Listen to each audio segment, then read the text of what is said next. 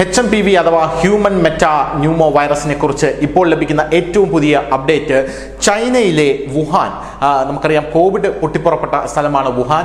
ഈ വുഹാനിൽ കുട്ടികളിൽ രൂക്ഷമായി HMPV പടർന്നു പിടിച്ചത് കൊണ്ട് തന്നെ അവിടെ പല സ്കൂളുകളും അടച്ചിടുന്നു എന്ന റിപ്പോർട്ടുകളാണ് ഇപ്പോൾ ദേശീയ അന്താരാഷ്ട്ര മാധ്യമങ്ങളിൽ വരുന്നത്. 10 ദിവസത്തിനുള്ളിൽ 529% കേസുകളാണ് കുട്ടികൾക്കിടയിൽ ഈ HMPV വൈറസ് വർദ്ധിച്ചത്. അതുകൊണ്ട് തന്നെ ചൈനയിലെ വുഹാൻ നഗരത്തിൽ പല സ്കൂളുകളും ഇപ്പോൾ അടച്ചിടുന്നു എന്നാണ് നമുക്ക് മനസ്സിലാകുന്നത്. നിരവധി കുട്ടികൾക്ക് ഈ വൈറസ് ബാധ ചൈനയിൽ ഉണ്ടായിട്ടുണ്ട്. ഇതേ തുടർന്ന് വലിയ പ്രതിസന്ധിയിലേക്ക് ചൈന പോവുകയാണ്. പ്രധാനമായും മരുന്ന് പ്രതിസന്ധിയാണ് ചൈന അഭിമുഖീകരിക്കുന്ന കാര്യം എന്ന് പറയുന്നത്. ഇത് ചൈനയിൽ പൂർണ്ണമായിട്ടും പടർന്നു പിടിച്ചിട്ടില്ല എന്ന് നമുക്ക് മനസ്സിലാക്കാൻ സാധിക്കും. കാരണം ചൈനയിലെ പല ഭാഗങ്ങളും സാധാരണഗതിയിൽ തന്നെ മുന്നോട്ട് പോവുകയാണ്. എന്നാൽ വുഹാൻ നഗരത്തിൽ വളരെ വലിയ രീതിയിൽ കുട്ടികളിൽ ഇത് പടർന്നു പിടിച്ചിട്ടുണ്ട്. കൊറോണയും ഇതുപോലെ തന്നെയായിരുന്നു. ആദ്യം വുഹാൻ നഗരത്തിലാണ് അതിഭീകരമായി പടർന്നു പിടിച്ചത്. അതിനുശേഷമാണ് വളരെ വലിയ രീതിയിൽ ഔട്ട് ബ്രേക്ക് ഉണ്ടായി. ചൈന പൂർണ്ണമായും കൊറോണ കീഴടക്കി ശേഷം ലോകരാജ്യങ്ങളിലേക്ക് അത് കടന്നത്. ചൈനയിൽ വൻ പ്രതിസന്ധി എന്ന റിപ്പോർട്ടുകളാണ് ഇപ്പോൾ പുറത്തു വരുന്നത്. ആന്റി വൈറൽ മരുന്നുകളുടെ ദൗർലഭ്യമാണ് ചൈന നേരിടുന്ന ഇപ്പോഴത്തെ ഏറ്റവും വലിയ പ്രതിസന്ധി എന്ന് പറയുന്നത്. അതുകൊണ്ട് തന്നെ ജനങ്ങൾ ദുരിതത്തിലാണ്. ഈ ആന്റി വൈറൽ മരുന്നുകളുടെ ദൗർലഭ്യം ഉള്ളത് കൊണ്ട് തന്നെ ഈ മരുന്നുകൾ ഉള്ള കടകൾ ഇത് വളരെയധികം വില കൂട്ടി അഥവാ തീ വിലയ്ക്ക് അല്ലെങ്കിൽ കൊള്ള വിലയ്ക്കാണ് വിൽക്കുന്നത് എന്ന് മനസ്സിലാക്കാൻ സാധിക്കുന്നു. ഒരു ആന്റി വൈറൽ മരുന്നിന് $41 വരെയാണ് ഇവർ ഈടാക്കുന്ന വില എന്നാണ് ഇപ്പോൾ പല മാധ്യമങ്ങളും റിപ്പോർട്ട് ചെയ്യുന്നത്.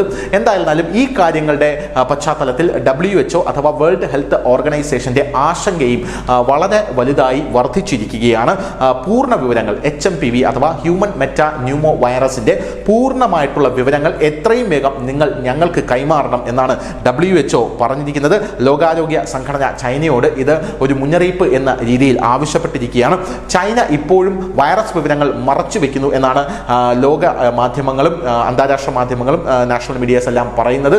പോരാത്തതിന് ഇന്ത്യ അടക്കം WHO കർശനമായ താക്കീത് കൊടുത്തിരുന്നു. കാരണം വേൾഡ് ഹെൽത്ത് ഓർഗനൈസേഷൻ ചൈനയെ മോണിറ്റർ ചെയ്യണം, ചൈനയിൽ നിന്ന് കൃത്യമായ വിവരങ്ങൾ ശേഖരിക്കണം എന്നാണ് WHO പറഞ്ഞിരിക്കുന്നത്. പക്ഷേ WHO ഇത് എത്രത്തോളം ഫലപ്രദമായി ചെയ്യുമെന്ന് നമുക്കറിയില്ല. കാരണം അപ്പുറത്ത് ചൈനയാണ്. വുഹാനിൽ കോവിഡ് എങ്ങനെയാണ് ഉണ്ടായത് എന്ന് പഠിക്കാനായി ചൈനയിലേക്ക് ചെന്നപ്പോൾ WHO പ്രതിനിധികൾ അകത്തേക്ക് കടക്കാതിരിക്കാൻ ഡാം തുറന്നുവിട്ട രാജ്യമാണ് ചൈന. എന്തായിരുന്നാലും ഇന്ത്യ, ജപ്പാൻ, കസാക്കിസ്ഥാൻ എന്നിവിടങ്ങളിൽ കേസുകൾ ഗണ്യമായി വർദ്ധിക്കുന്ന കാഴ്ചയാണ് നമുക്ക് കാണാനായിട്ട് സാധിച്ചത്. ഹ്യൂമൻ മെറ്റാ ന്യൂമോ വൈറസ് ബ്രിട്ടനിലും ഈ വൈറസ് പടർന്നു പിടിക്കുകയാണ്. സ്പെയിനിലാണ് ഇത് ഏറ്റവും കൂടുതൽ പ്രതിസന്ധി ഉണ്ടാക്കിയിരിക്കുന്നത് എന്ന് മനസ്സിലാക്കാനായിട്ട് സാധിക്കുന്നു. സ്പെയിനിലെ ചില സ്ഥലങ്ങളിൽ ആശുപത്രികളിൽ വൻ ക്യൂ ആണ് രൂപപ്പെടുന്നത്. സ്പെയിനിലെ അലിക്കാൻറ്റ എന്ന് പറയുന്ന സ്ഥലത്ത് 600-ലധികം ആളുകൾക്ക് ഇൻഫ്ലുവൻസ എ സ്ഥിരീകരിച്ചിട്ടുണ്ട് എന്നും നമുക്ക് മനസ്സിലാക്കാനായിട്ട് സാധിക്കുന്നുണ്ട്. അതേസമയം ഇന്ത്യയിലേക്ക് വരികയാണെങ്കിൽ ഇതുവരെ 8 കേസുകളാണ് ഔദ്യോഗികമായി ഇന്ത്യയിൽ റിപ്പോർട്ട് ചെയ്യപ്പെട്ടിരിക്കുന്നത്. മഹാരാഷ്ട്രയിൽ 2, കർണാടക, ഗുജറാത്ത്, വെസ്റ്റ് ബംഗാൾ എന്നിവിടെയാണ് ഈ കേസുകൾ റിപ്പോർട്ട് ചെയ്യപ്പെട്ടിരിക്കുന്നത്. കേന്ദ്രം കനത്ത ജാഗ്രതയിൽ തന്നെയാണ് ഈ വൈറസുമായി ബന്ധപ്പെട്ട് മുന്നോട്ട് പോകുന്നത്. കർശനമായ നിരീക്ഷണമാണ് കേന്ദ്രം സകല രോഗികൾക്കും കൊടുക്കുന്നത്.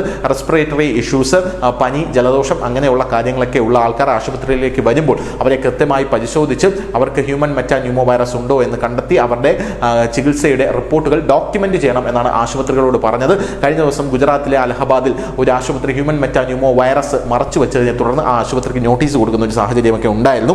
കേന്ദ്ര ആരോഗ്യ സെക്രട്ടറി ആയിട്ടുള്ള പുണ്യ സലീല ശ്രീവാസ്തവ സംസ്ഥാനങ്ങളുടെയും കേന്ദ്രഭരണ പ്രദേശങ്ങളുടെയും ഡിജിറ്റൽ മീറ്റിംഗ് ഈ ഒരു പശ്ചാത്തലത്തിൽ നടത്തുന്ന ഒരു സാഹചര്യവും ഉണ്ടായിരുന്നു. എന്നാൽ കഴിഞ്ഞ ദിവസം കേന്ദ്ര ആരോഗ്യമന്ത്രിയായിട്ടുള്ള JP നഡ്ഡ പറഞ്ഞത് ഈ വൈറസ് ഭയപ്പെടേണ്ട ഒരു വൈറസ് അല്ല, ഇത് സാധാരണ ഒരു പനി ആണ് എന്നാണ് JP നഡ്ഡ പറഞ്ഞത്.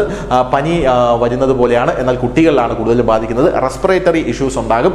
ഇത് സ്പ്രെഡിങ്, അതായത് കണ്ടേജിയസ് ആണെങ്കിൽ പോലും ഇതിൽ മരണനിരക്ക് വളരെ കുറവായിരിക്കും, ഉണ്ടാകാനുള്ള സാധ്യത കുറവാണ് എന്നാണ് നിലവിൽ പറഞ്ഞിരിക്കുന്നത്. ഇനി ചൈനയിൽ നിന്നും മറ്റുള്ള വിവരങ്ങൾ എന്തൊക്കെയാണെന്ന് ചൈന പുറത്തുവിടുന്ന മുറയ്ക്ക് മാത്രമേ നമുക്കറിയാൻ പറ്റുകയുള്ളൂ. ചൈനയിൽ സാധാരണ ജനങ്ങൾക്ക് പോലും ഇതിൻ്റെ ഒരു കൃത്യമായിട്ടുള്ള വിവരം ഇല്ല എന്നാണ് നമുക്ക് മനസ്സിലാക്കാനായിട്ട് സാധിക്കുന്നത്.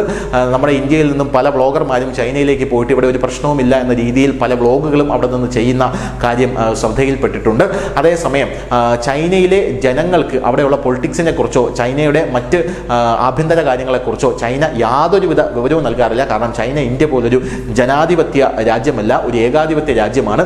വിവരങ്ങൾ പുറത്തുവിട്ടില്ല ഇല്ലെങ്കിൽ സമരം ചെയ്ത് കളയാം എന്നൊക്കെ പറഞ്ഞ് ചൈനയുടെ തെരുവിലിറങ്ങുകയാണെങ്കിൽ ചൈന പിടിച്ച് റോഡിലേക്ക് ഇട്ടിട്ട് പുറത്തുകൂടെ റോഡ് റോളർ കയറ്റി ഇറക്കും എന്നുള്ളതാണ്. പല ഉദാഹരണങ്ങളും ഉണ്ട് എന്നും മനസ്സിലാക്കുക. News desk news India Malayalam.